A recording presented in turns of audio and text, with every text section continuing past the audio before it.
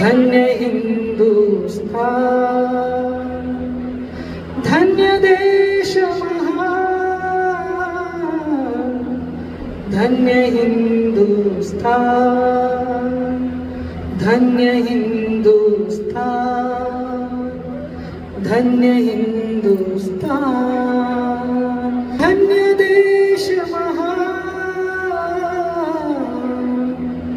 धन्य हिंदुस्तान, विश्व में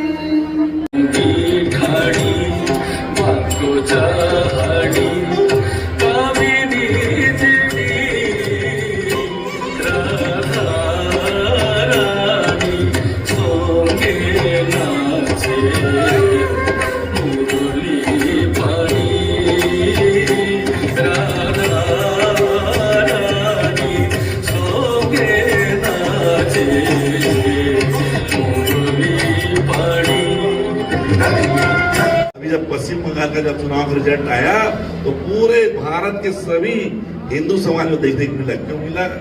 क्योंकि हम सब को मालूम है जहां बलिदान हुए मुखर्जी को कश्मीर हमारा है बोलते थे, कश्मीर हमारा हो गया था। लेकिन जिन्होंने इस नारा को दिया, जिन्होंने कलकत्ता से लेकर जो कश्मीर तक गए, पंडित श्यामाचरण मुखर्जी, उनकी वो जन्मस्थली पंडित श्यामाचरण मुखर्जी की जन्मस्थली पश्चिम बंगाल है। जिन्होंने वंदे मातरम गीत लिखा, उनका जन्मस्थली पश्चिम बंगाल है। जो जिन्होंने पूरे विश्व में भारत का आर्थिक डंका बजाया, स्वामी विवेकानंद जी का जन्मस्थली पश्चिम बंगाल है। सब लोगों के मन में भाव था ऐसे जगह में पश्चिम बंगाल में जहां दादा रविंद्रनाथ टैगोर हुए, जहां महर्षि अरविंद का वो तपोस्थली था, उन सब ऐसे जगह पे पश्चिम बंगाल में हमारी सरकार आनी चाहिए, हिंदुत्व की सरकार आनी चाहिए, सनातन को मानने वाली सरकार आनी चाहिए।